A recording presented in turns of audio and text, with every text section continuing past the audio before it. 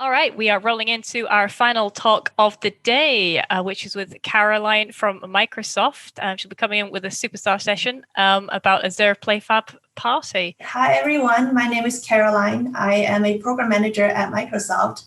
And thank you for coming to Cultivating Multiplayer and Social Experiences with Azure PlayFab Party, or just Party for short. This session will go over what Party is, and we'll have a deep dive into Party features. And then if we have time at the end, we'll have a quick start. And the last is Q&A. So let me begin by saying this. Your game is stronger when your players are together, your clients are interoperable, and your code base is unified. And what do I mean by that? I mean that essentially, if your game can be a platform that brings people together and cultivate online social network, have people make friends online, and they can communicate through your game. And on the other hand, it cultivates inclusivity and diversity. It has accessibility features, and it has different language support to allow players to communicate across the globe. Then your game is stronger with a stickier player base. So this is where Party comes in. Party connects player devices with an encrypted and low latency network.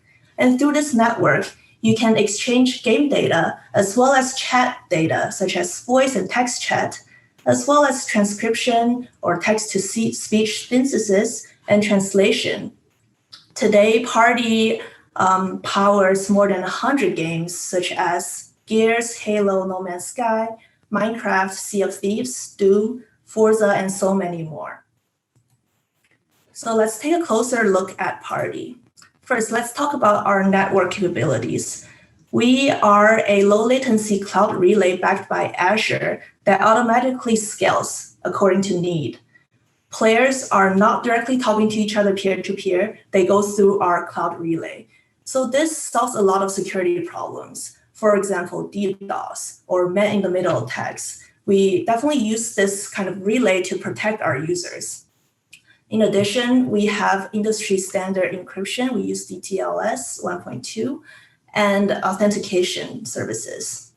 Our in-game voice and text chat leverages the technology that powers Xbox Live Party Chat. And this is a very mature technology. It is tested and reliable. Furthermore, we offer a lot of flexibility. We allow you to have different designs in your communication scenarios. For example, you can have everyone talk to everyone in your multiplayer game, or you can have smaller groups talking only within the group, not with each other, or you can have other custom communication scenarios.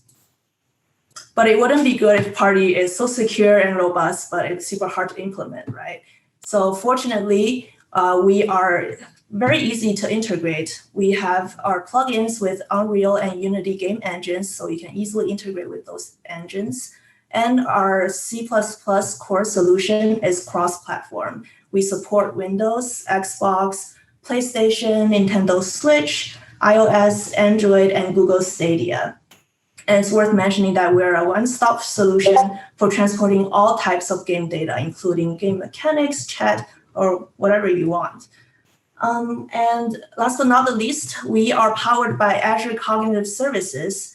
That means we support speech-to-text, text-to-speech, in a lot of different languages, like I mentioned before. So you can easily navigate compliance requirements. So let's just dive a little bit deeper into cognitive services. In this demo I show on the screenshot here, there are two users. One is talking in Russian and one is talking in Hindi. They can talk to each other in their own languages in real time and see the translation. So Azure supports more than 70 languages. So you can definitely leverage this to connect your users or your players globally. So let's switch gears a little bit. Let's talk about pricing. If your game is on the Xbox Live sign-on system, meaning that your players signing use Xbox Live either on the PC or on the Xbox console, Party is completely free for you. And for everyone else, we have a free dev mode. You can use all Party offerings for 10,000 free connectivity minutes per month and up to 100,000 unique users during development. And after you try Party for free and you like it, you want to convert to a paid customer, you only pay for what you use. We have transparent meters, connected minutes, voice minutes, and network egress that bill for only what you use, meaning that if your peak concurrent users count is really high, and you don't have to pay during your load time for all those idle servers. And we are affordable. We've invested a large amount of resources in making Party run efficiently. So you pay the least egress incurred or voice minutes. So let's put everything into perspective a little bit using this case study. We have 3 titles here of different sizes, as you can see from the PCU. And Party charges by the 3 middle columns that I have made 3D, the connectivity, the voice, and the egress. And the percentage of Xbox players means how many people in your player base signs in using Xbox Live. For those people, we don't charge at all. So let's take Title 3 as an example. The peak concurrent user is around 1,100, and that would translate to roughly 11 million connectivity minutes per month, and around 66K minutes of voice if you do have voice enabled in the game, and 55 gigs of egress. So say if half of your player base signs in using Xbox Live, you're probably looking at around $60 per month. So this is assuming that you're using Party for all of your game data, including game mechanics and chat. So yeah, I think we have some time for a quick start. So first, if you want to use Party, you will need a PlayFab account. Party is part of the PlayFab ecosystem. You will first navigate to developer.playfab.com for a sign up, and you can put in some, tell us a little bit about yourself. And if you have not yet finalized the game name or the studio name, you can change it later. The next step is to create your first game. So here you enter the name of the game, and you can tell us what genre your game is, or does it use monetization, what player modes. So bear in mind, this is just for PlayFab. So we have a single player and multiplayer choice here, but Party, which is my area, it's only one of the offerings in PlayFab. And then you would click Create Title. And then now you would see this dashboard after you have created your first game. When you have successfully created your account, you'll see, oh, my game, and then you click into it. And then after you click into my game, you can click onto this multiplayer tab here, and then go to Party, and then you click Enable here in the center of the screen. And then after that, your Party is enabled. You can download our SDKs. You can navigate to this link, and we offer a variety of different SDKs with different platforms you can choose from, and they all have samples and comprehensive documentation that you can follow. So yeah, you can try Party for free today. Any questions? Here we go. In fact, thank you so much. That was super insightful. We've got a few questions in the Q&A. Sorry, that I've just been reminded I need to welcome your colleague Deb into the call as well. Sorry about that. Hi, Deb. Good evening. Hi. Yeah, we can hear you now. All good. Yeah, so I'll ask that one again just so you guys can both hear it. How can indie developers get started with Party? So it's fairly simple. You, as I mentioned in the quick start guide, you would follow the instructions on our documentation and create an account with PlayFab, and then you can try Party for free. Just click Enable Party. Okay, and someone has said, how accurate are the translations? Do they take into consideration slangs and cultural cues? Yeah, so we are backed by Azure Cognitive Services. We're just as accurate as Azure Cognitive Services is. From my understanding, it does have knowledge of slants, but probably not as good as human hearing for sure. But for more details, I would probably look into Azure Cognitive Services to kind of try that out to see if the capabilities are strong enough for your needs. Okay. Somebody has said, why is Party a better option than current competitors? That's a great question. So if I may go back to these slides here. So this is how we kind of differentiate from our competitors. Our network capabilities are very robust. We are a completely relayed service. That means that we're secure. We protect all our players from network attacks, and everything goes through our cloud relay. This relay is backed by Azure as well, and it's geo-distributed. That means if your game player base is mostly in Asia or Europe or America, we have data centers everywhere around the world. And also our voice and text chat technology is the same technology that powers Xbox Live Party Chat. And that service has been tested and it's very mature.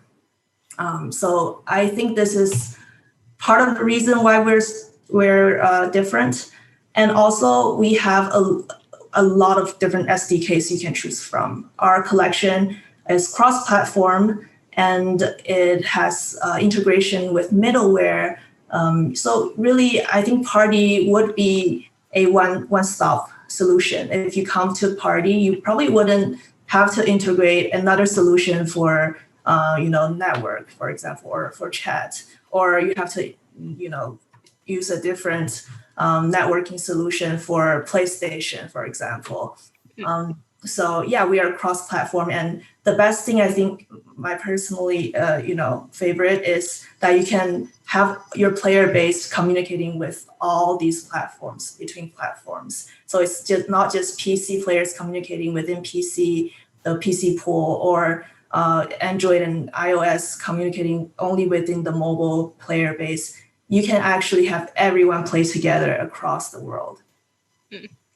So I'm thinking about like the pool of players that maybe play together, but they also know each other outside of the game and will communicate on outside platforms like Discord or TeamSpeak or something. What are the motivations for those types of players to use this platform instead of like third-party communication platforms? Yeah, so I think going back to Xbox, we're a proven technology, and our player base is we have had a history of gamers coming to our platform. So I believe this is something that people it would be their first choice if they have been an Xbox fan and they know our technology well. They would be very eager to be on our platform as well. I don't know if Dave, you have anything to add to that. Yeah, so I think one of the other things is if you are actually a truly cross-platform game, you just have to write your code once, right? So you actually don't need to integrate with these different types of social media platforms on, having different kind of integration technologies. You write your code once, and it's basically the same infrastructure that you use both for your voice data and your game data. So it makes your integration much easier, as well as it provides a similar type of interface for your users to communicate regardless of the platform that they're actually on. Okay, we've got another question in the audience saying, I noticed that there isn't much support for Unreal Engine. Am I right? The slide disappeared before I could read all of it. So right now, we do support Unreal for the GDK, which is the development kit for the new Xbox console, as well as you can use the same development kit on Windows PC. We also support the XDK, which is the development environment for the previous version, like Xbox One. And then shortly, we'll be lighting up support for both Switch and PlayStation platforms. And then, depending on, the user demand, if we have customer demand, we'll also lighting up support for iOS and Android is on our roadmap. Okay, brilliant. We've got, what genres of hyper-casual games do you see Party being used for? For most of the hyper casual games I've played so far, there's usually not much of like a voice component, but like if you're in a kind of like a multiplayer scenario, I don't know, like if you're playing like some sort of strategy game on your mobile and you have game data to be transported, I think that's where we would see you using Party. Also, I believe like for those kind of genre of games, you will most likely not be using the Party C++ or the C library, but most likely be using Unity to build some of that. So yeah. Okay, cool. And we've got one more question. How early would you advise indie developers to test Party in their games? So we typically recommend like testing as soon as possible, but our integration time should be like around, if you're using C or C++, it should be between 1 to 1.5 weeks. If you're using Unity, it should be much shorter, less than a week. But we'd recommend testing at least 3 months before you're supposed to go live, so that like we have time to iron out any kind of issues that you might have with your account. Maybe not Party related, but maybe like PlayFab. You have other issues with PlayFab, and then having a 3-month lead time really gives us the ability to help you iron out all of those issues. Yeah. Okay, brilliant. That's all the questions we've got in, so I will wrap that one up there. But thank you guys so much for coming in and talking about PlayFab. Some great insights there. And thank you so much for sponsoring the event as well. Absolutely brilliant. And I hope you enjoyed the rest of the event.